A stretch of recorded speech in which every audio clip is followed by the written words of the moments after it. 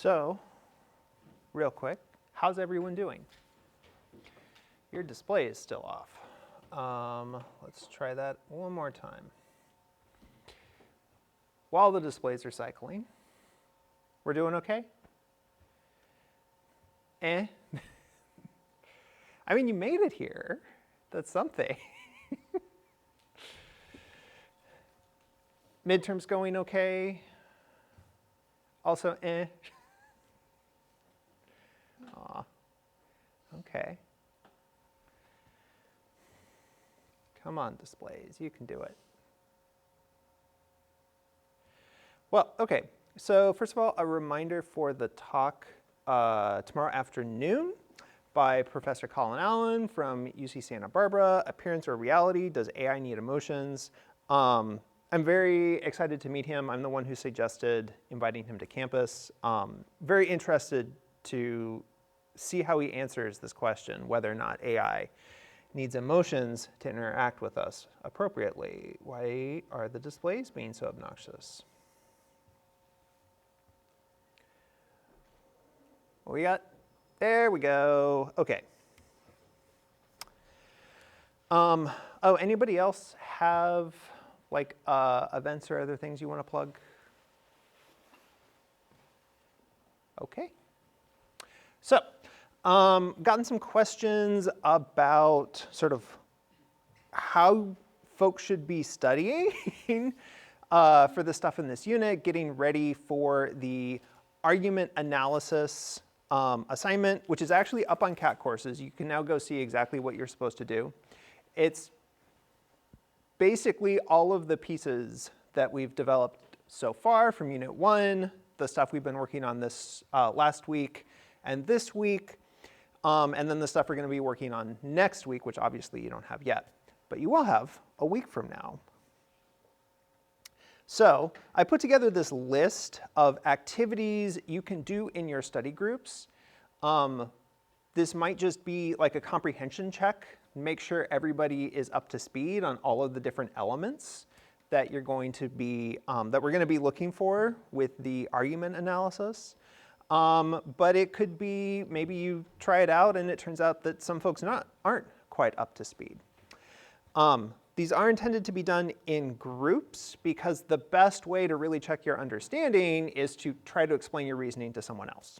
Okay? As an initial note, I put together this page on the online textbook. I spent some time yesterday really expanding this. So there's now a quick reference section. So the key ideas from this unit, and then a list of all of these study group exercises. So like in your study groups, when you meet, you can just have this page up as a reference for everything. Then this list of example arguments, which is a little short. I might see if I can add another 5 arguments or so to the end of this so you have more to work with. And then for the first 3, sort of the key parts of the argument analysis are here under the details tab. So you can see how I would answer, how I would analyze each of these arguments. Okay? So you've got that for 3 of the 10 example arguments. So then the other things are activities you can do focused on sort of walking you through the process of analyzing an argument by example. So putting things into premise conclusion form, reminding yourself what rule 1 says, what we do with premises 1 and 2, and then the stuff we're doing this week on whether the sample is representative. Okay? So here are resources that you can use in lieu of traditional homework in your study groups for ensuring that you are ready for the argument analysis when it comes up. Any questions about that?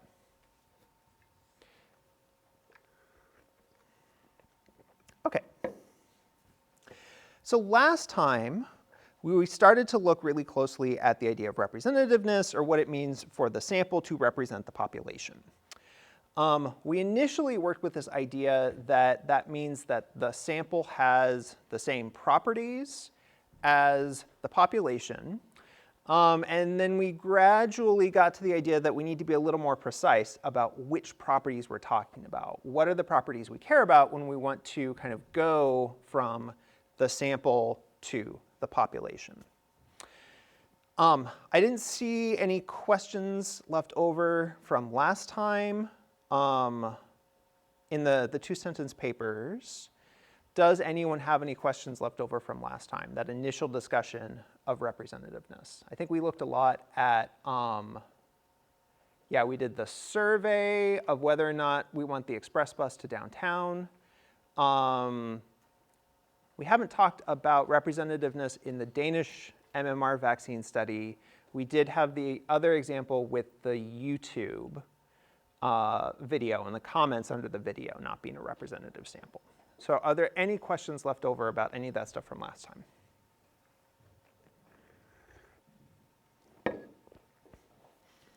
Okay. Oh, the other important thing to note from last time is the ban on criticizing an argument because the sample size is too small, right? That's the other important thing to note. If you put that in the argument analysis, we will automatically make you redo it, at least that part of it. Okay, so instead of the mathematical tools that you get if you take a stats class, which I highly recommend, instead of that, we'll be using the idea of plausible relevant variation, okay, when we think about representativeness. Taking the words in reverse order, we're thinking about variation. We're thinking about how the individuals in the population differ from each other. Or if you want a nice vocab word, we're thinking about the way the population is heterogeneous. It's not homogeneous, everyone is alike. There are differences in the population.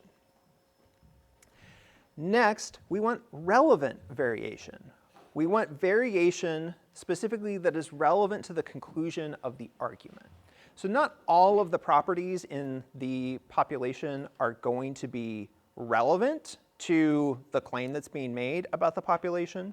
We only care about the variation or the properties that are relevant that might make a difference to that conclusion. And third, we're talking about plausible relevant variation. What this means is that we don't need to go out and confirm that the variation is actual or relevant. If we have evidence that there is this variation, that it is relevant to the conclusion, that is great. But that's not what we need for acceptability. When we're thinking about acceptability, all we care about, the bar is much lower, we just need it to be reasonable to suspect that this variation might be actual and relevant. That should be and here. So we're not talking necessarily about actual relevant variation. We just need variation that seems plausible or reasonable to believe, reasonable to suspect that it's there. This is an abstract definition. We're going to get into an exercise here in a minute. But are there any questions first about this abstract definition?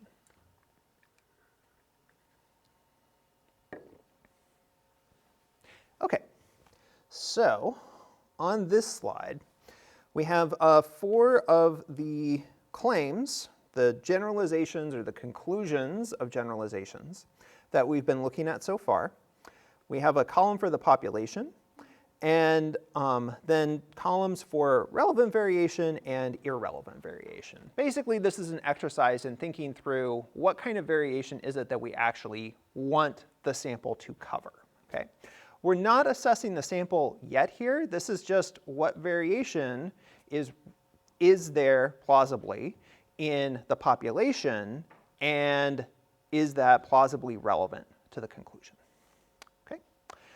So we'll break up into groups, we'll see where folks are in 5 or 10 minutes on it. Are you feeling more awake today? Do you want your own screens, or do you just want to have the slide as a reference? Say again? You want the slide? Other folks? I'm fine with the slide. Okay. Very good. So, yeah, 5 or 10 minutes to work on this to fill in the target population Remember the difference between audience and population. Identify some relevant variation, just one or two things here, and then some irrelevant variation. That is some variation that's not relevant to the conclusion. Again, one or two bullet points here is great. Turn the music back on.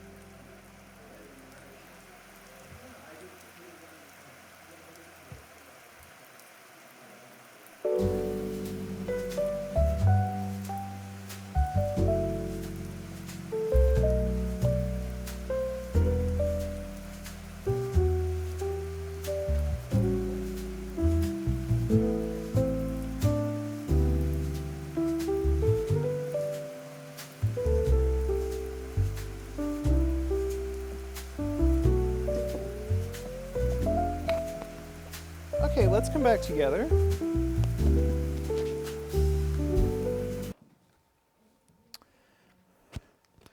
So I think most of the tables were focusing on the first one, the cats, starting at the top. So maybe let's take a look at like the third one. Most people who receive the flu vaccine develop serious side effects. And the table is crooked again. Who's moving this table around? It's not light. Okay. Most people who receive the flu vaccine develop serious side effects. What's the population here? The target population.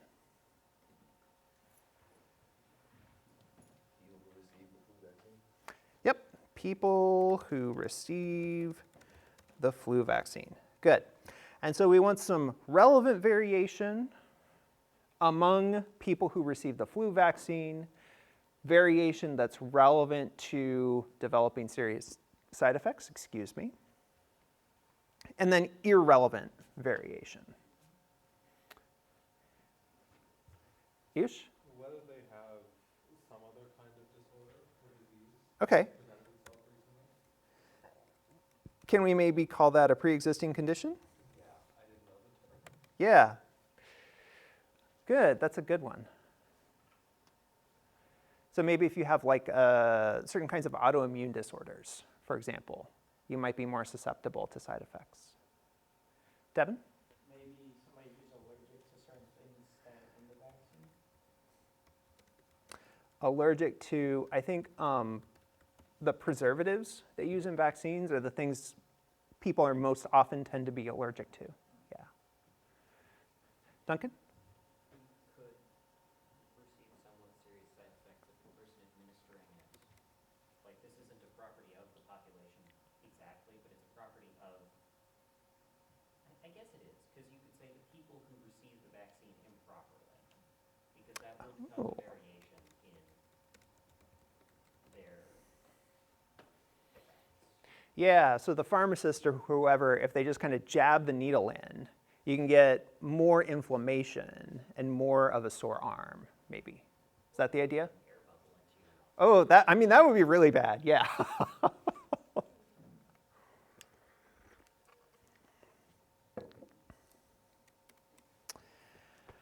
There was, when we were talking about this example on Tuesday, we identified a problem with the sample.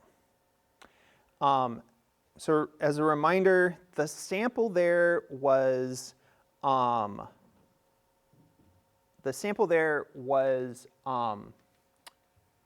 comments under a YouTube video, and we said that this is not a representative sample. Why did we say that wasn't that? Why did we say on Tuesday that was not a representative sample? Ayush? Because people who already were biased against vaccines or had negative experiences with them are more likely to interact with that video. Yeah. So can we capture that in terms of relevant variation?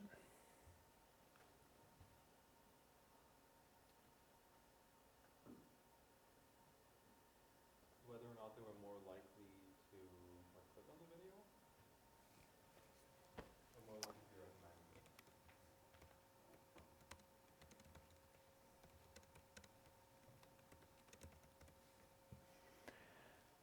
Maybe likelihood of engagement with the YouTube video, something like that, because there's clicking, watching, commenting, all those forms of engagement, and we don't have a lot of space in the box. Yeah, so there's relevant variation here. Well, actually, we've done relevant variation. Let's come up with some irrelevant variation. I don't want that. What's some irrelevant variation in this population? You can think of this as aspects where it's okay if the sample is very different from the population. Duncan? Height.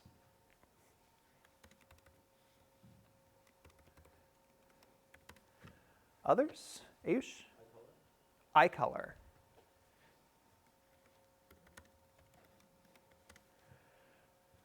Others? Anybody over here?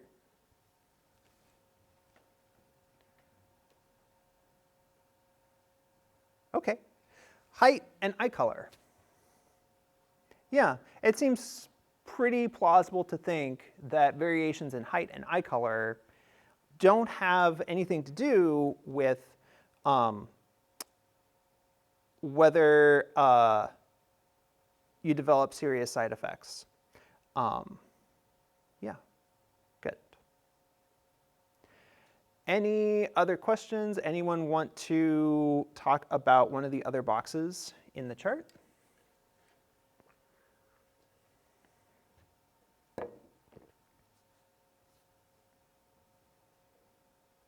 Okay.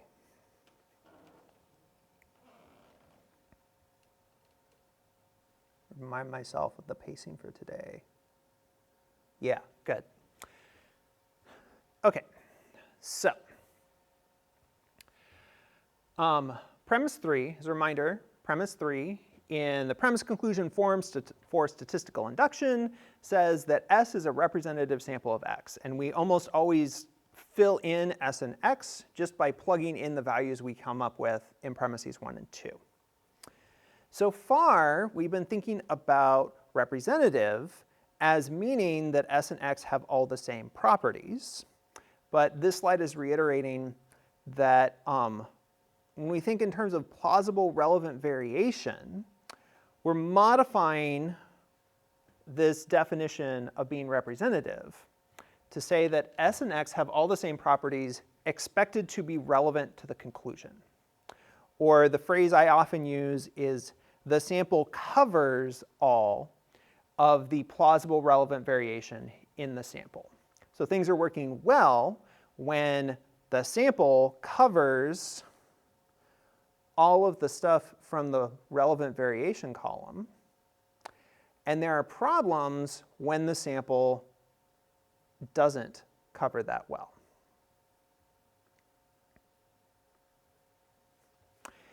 If you've taken stats, and I think maybe depending on like exactly what your high school did, you may have talked a little bit about random sampling in high school. So if you've taken stats, you hear quite a lot about random samples. Statisticians really like random sampling. If you're not familiar with this, the idea of random sampling is that we start with the whole population and we make our observations, we draw our sample basically using some kind of random number generator so that individuals in the population have the same probability of showing up in the sample. This is just an image I found online that illustrates that pretty well. So we have the population over here on the left. We have folks who are blue, red, and green, and the sample of 4 of them over here on the right. The reason why statisticians like random samples is that it automatically covers plausible relevant variation. So we have the variation in the colors, again, blue, red, and green. Notice the proportion here. There are twice as many reds as there are blues and greens, or the reds are about 50% of the population. Over here in the sample, red is about 50% of the population, blue is a quarter, and green is a corner. So the thing about random sampling is this works automatically. When we draw, assuming the sample is large enough, when we draw the sample randomly,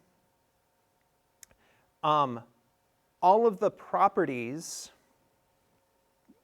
when it's large enough, when the sample is large enough, all of the properties of the population will carry over to the sample. And so we will automatically cover all of the plausible relevant variation, even the stuff that we don't know about. So for example, if we're talking about vaccine, maybe there's like some genetic susceptibility to a particular kind of side effect to a particular vaccine. That's hard to study, and we probably won't know about it in advance. But if we're taking a random sample of people and using them in what's called the phase 1 trial of a vaccine, where it's tested to see that it's safe, not worried about whether or not it actually works yet. In a phase 1 trial, you're just testing to see, is this drug safe? If we do a random sample for that, then we will get, if the sample is large enough, some people with that genetic variation that makes them more susceptible. Or maybe it's sort of cultural or dietary or something like that. Whatever the variation is that's relevant here, even if we don't know about it, a random sample will cover it automatically. So this is why statisticians really love random samples. Also, statisticians are mathematicians, and if you're assuming a random sample, the math is much, much easier than if you're not working with a random sample. So statisticians really like random samples. The problem with random samples is that they're difficult and expensive to put into practice. So switch from vaccines to thinking about public opinion polls, and especially like the polls that are used to forecast the presidential election, for example. Previously, like up until 15 years ago or so, those were conducted using what's called random digit dialing. So the polling company would use a random number generator to create a random phone number, 10 digits generated randomly, and they would just call those numbers a couple of times until, if there was somebody there, they answered, and they would have them, and they would ask the poll questions, okay? So random digit dialing was used until about 10, 15 years ago, and it worked great. You could get pretty inexpensively a random sample of the US population because something like 95% of people had access to a phone. Didn't work well for people who were unhoused, didn't work well for people who didn't speak English, but it's a relatively small share of the population, and probably not likely to vote anyways, or at least less likely to vote. So this gave very accurate polls. But now nobody answers their phones anymore. When I get a call from an unknown number, I send it straight to voicemail. Usually they don't leave a voicemail. If they do, I may or may not even listen to it and realize someone tried to call me. I block strange phone numbers all the time. This actually led to a complication for me last spring. I went to San Diego for the weekend. Somewhere on that trip, my debit card information got stolen. And so the fraud detection was triggered when they tried to use it. And my debit card stopped working. I didn't realize this for about 5 days because I had inadvertently blocked the calling center that was trying to alert me that the fraud detection had tripped. So because we are really aggressive about not answering our phones because there's so much spam, I ended up, it took an extra week for me to get a replacement debit card. But in terms of polling, this means it's really hard now to get a random sample of US adults for things like an accurate prediction of the presidential outcome.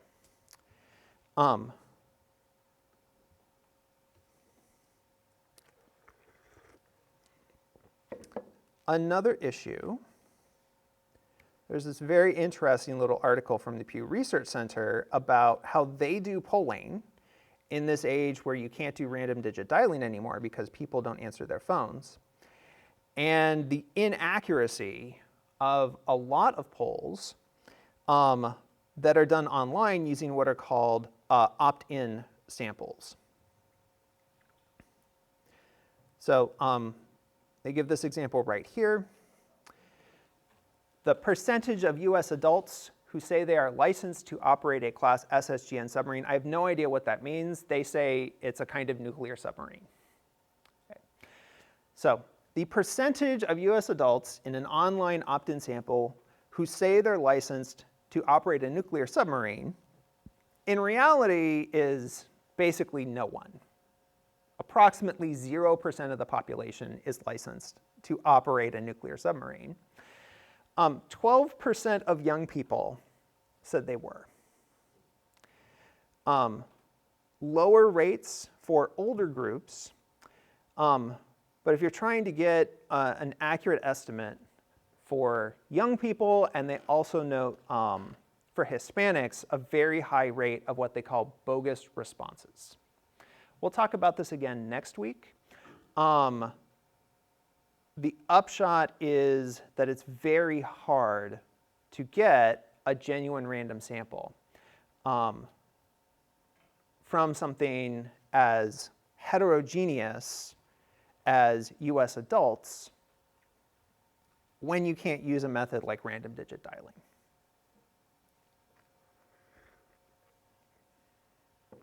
Any questions about that?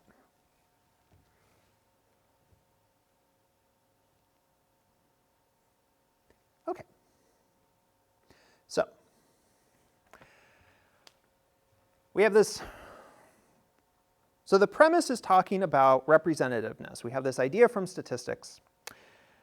In this class, we're thinking about representativeness using the idea of plausible relevant variation. But I found in the past that that's still pretty abstract for students. So I came up with this, what I call the 4 questions. This is a way to kind of walk through different ways of whether a sample could cover the plausible relevant variation or not. First question, is the sample mathematically random? Does it work like this? If we have a sample that was collected randomly, then even if it's fairly small, it's probably representative and we can work with that. So if you have a relatively well-defined small-ish population, like say students at UC Merced, the administration has like mailing addresses and phone numbers for all of you, all of your emails, relatively easy to get a random sample from you all, then that sample could be mathematically random and so count as representative, because a random sample is automatically representative. So that's the first question. Second question, is the target population homogeneous with little plausible relevant variation? So if you're thinking of a population and all of the things in that population are going to be pretty similar to each other. So maybe it's something like screws. Like all of the screws in a box of screws, or all of the nails in a box of nails, are going to be really similar to each other, probably. So then, even if we have a pretty small sample, we can cover all of the plausible relevant variation really easily. And so the sample will probably be representative again. So we have a mathematically random sample, or we have a homogeneous target population. The sample is probably good.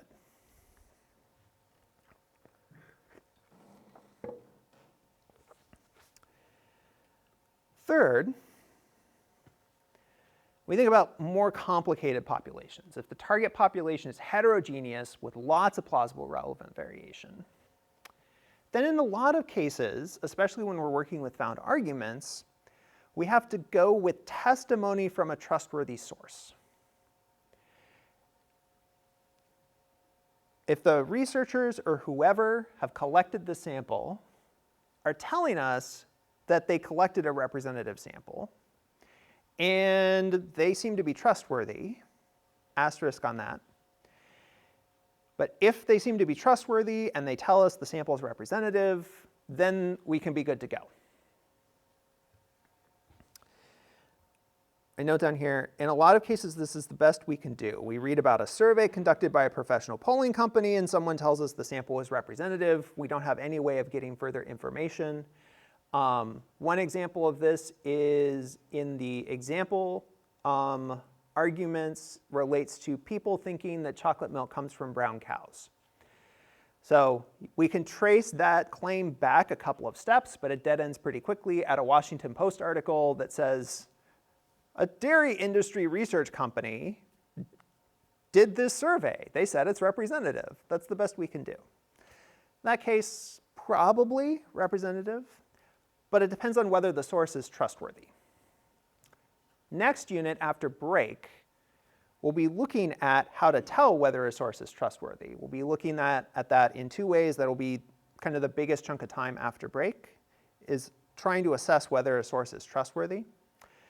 For now, you can basically say, yeah, the source seems trustworthy to me. And so you can answer the third question with a yes, and then get the sample is probably representative. Okay. Fourth question, is the sample missing some plausible relevant variation? So up until now, if we get a yes question, we can conclude, if we get a yes answer to one of the first three questions, we can conclude sample is probably representative, premise is acceptable. Question 4 is going the other way. If their answer is yes, the sample is missing some plausible relevant variation, then we conclude no. Sample probably isn't representative, and the premise probably isn't acceptable. Okay. So when you're working through an argument, ask yourself these 4 questions in this order to figure out whether or not premise 3 is acceptable. So this was abstract. We're going to come back to our table of examples for you to practice on. But before that, are there any questions about the abstract discussion?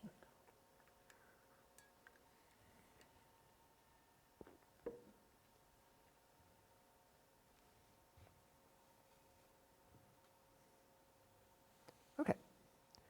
So what I wanted to do was copy and paste this.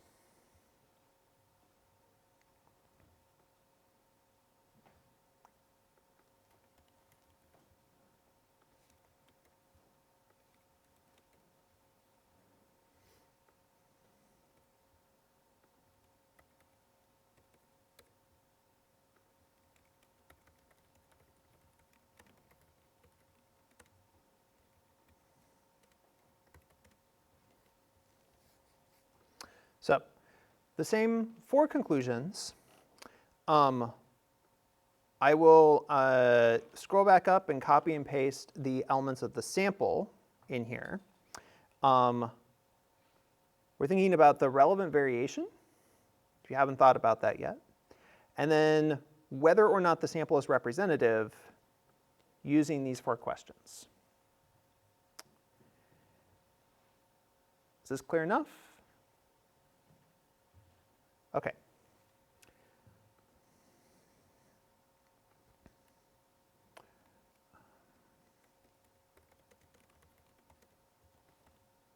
I'll fill this in. I'll turn the music back on and then fill this in.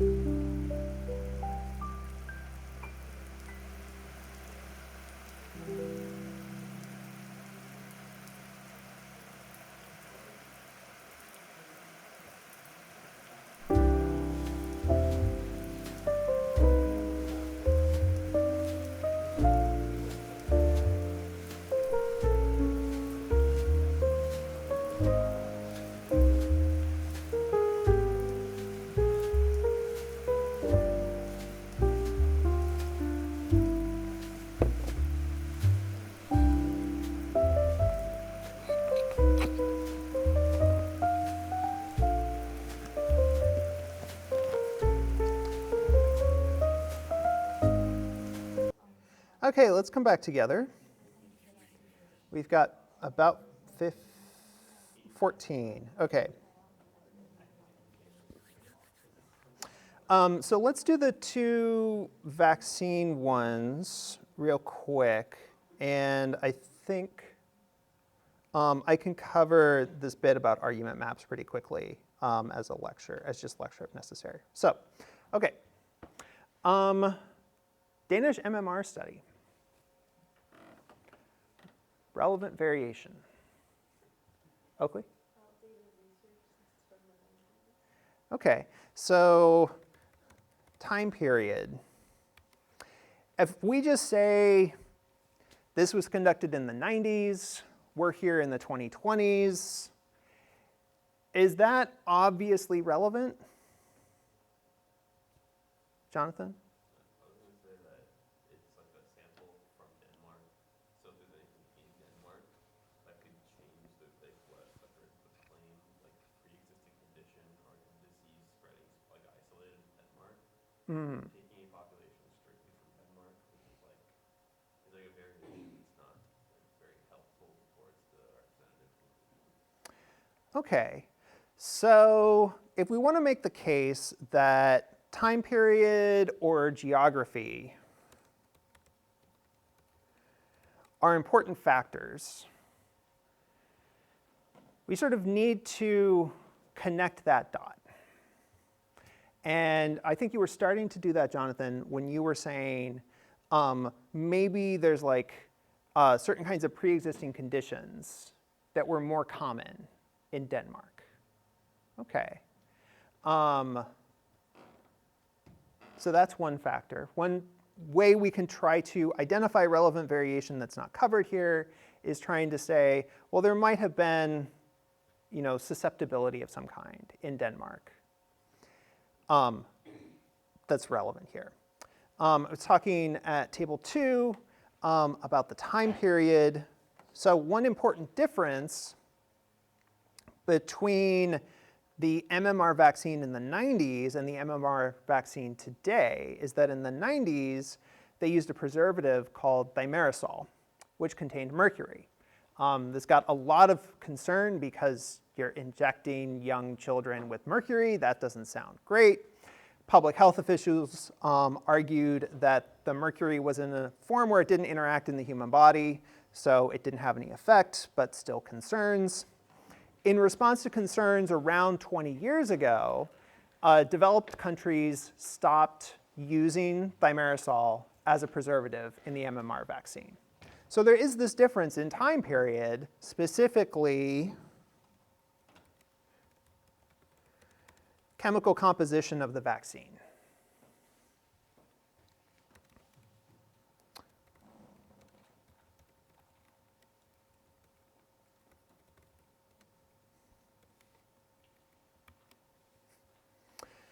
So we have these concerns about plausible relevant variation. Are these serious enough to undermine the use of this sample to support this conclusion?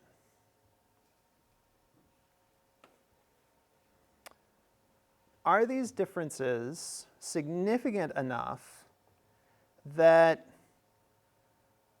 we shouldn't accept the conclusion? I think so, especially with the, like I didn't know about the change in what the vaccine actually is. Uh-huh. So because you're like entirely changing the primary subject or secondary subject of the claim, I don't think it's representative anymore. Because you're arguing about, there's now 2 different MMR vaccines. One that was administered in the 90s and one that was administered today. And the one in the 90s could be like more hazardous.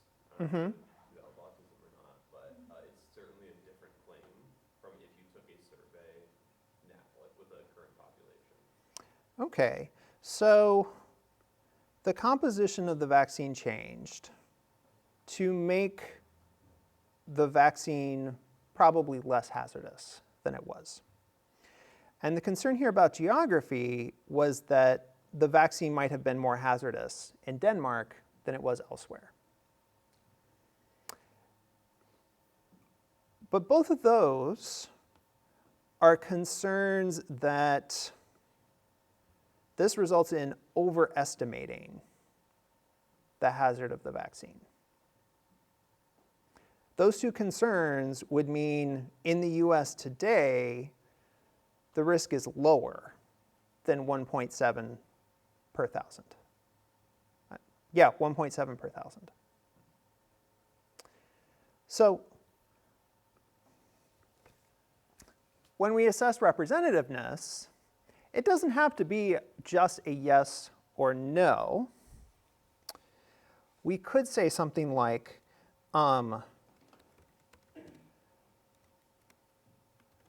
concerns that the study is outdated or overestimates risk today.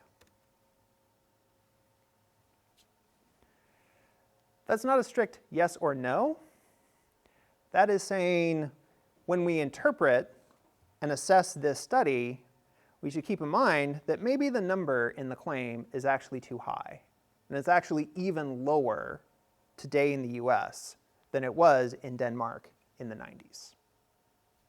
That still ultimately supports the conclusion that the MMR vaccine is safe. So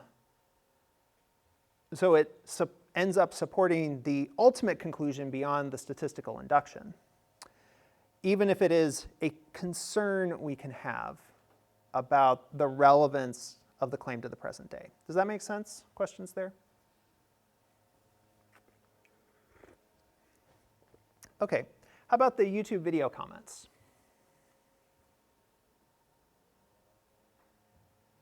Devin? I would fall under question 4, it lacks plausible, relevant information. I think that's what it said. Variation. Because it's a lot of people on the YouTube video, as we talked about in the relevant variation.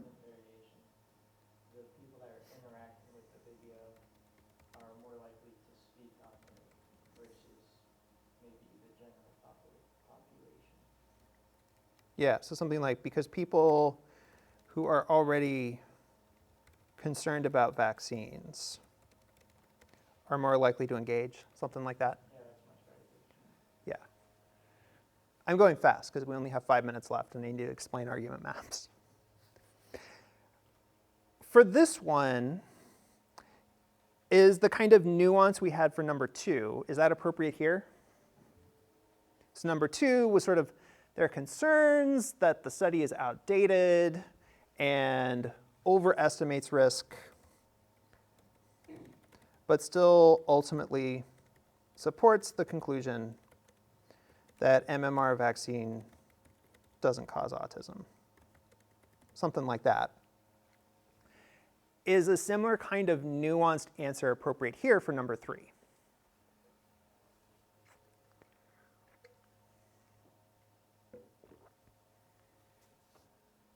Ayush?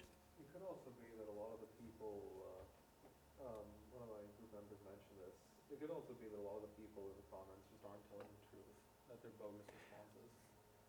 Also a potential problem here with the comments, or like they think that the flu vaccine caused their medical condition and actually it has nothing to do with it. Yeah, the comments could definitely be wrong. That is another problem we'll think about more next week. But yeah, so it doesn't seem like this one, the YouTube comments, even if we have concerns about representativeness for both of these, the Danish MMR study seems to be a much better sample than the YouTube comments, regardless of sample size. So even if we might have some qualms about the representativeness of the children born in Denmark in the 90s, that's still a much better sample, much more representative sample than the YouTube video comments, even though the YouTube video comments are from today. Questions or comments on that? Okay. So quickly, need to talk about how to represent this as an argument map. Yeah, and this is the last thing. Okay, so right here, I anticipated weren't going to have a lot of time. Let me zoom back in just a bit because it's easier to read that way. So here we've got the YouTube comments argument. So the yeah, that's right. So we've got the 4 premises here, grouping box around them supporting the immediate conclusion, most people who get the flu vaccine suffer side effects, and that supports the explicit conclusion that vaccines are dangerous. Hopefully we're good on the argument map. Okay. Now we want to take this concern here, and we want to turn it into an objection and represent that objection on the argument map. Because I've only got 3 minutes left, I'm just going to do it rather than ask you all how to do it.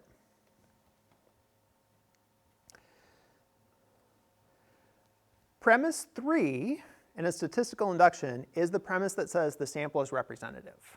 What we've been talking about this week is how to assess that premise. And what we have for the YouTube comments argument is that the premise is not acceptable.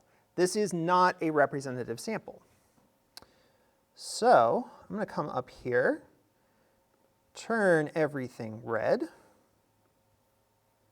and I need to reverse this arrow and make it dashed and the blocking thing and red.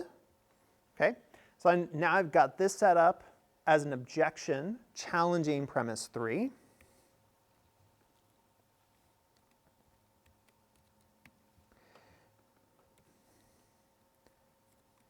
In the notes, I have like a nicer worded version of this in an argument map, so you can take a look at that for something that isn't being done in 2 minutes. But yeah, so we've got an objection here. This concern about representativeness translates directly into an objection challenging premise 3 of the argument, and so we can represent that objection as an argument map like this. It's often nice, I don't think I do this all the time in the argument maps,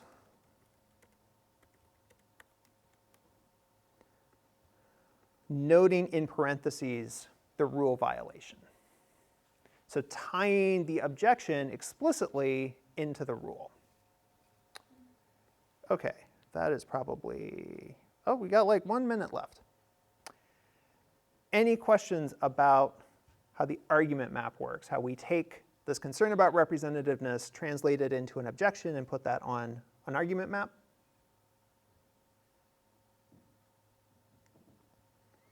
Okay. I will export this and drop it into the slides. So next week, we're going to move on to looking at premise 4. Premise 4 is the key statistic, a claim being made about the sample, and we're going to develop a little model of what statisticians call the data generating process to think about, well, where did that statistic actually come from?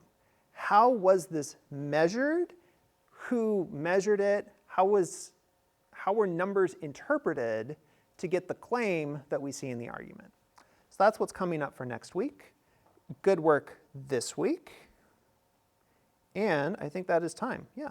So please fill in your 2-sentence paper. Have a great rest of your Thursday and a great weekend, and I'll see you on Tuesday.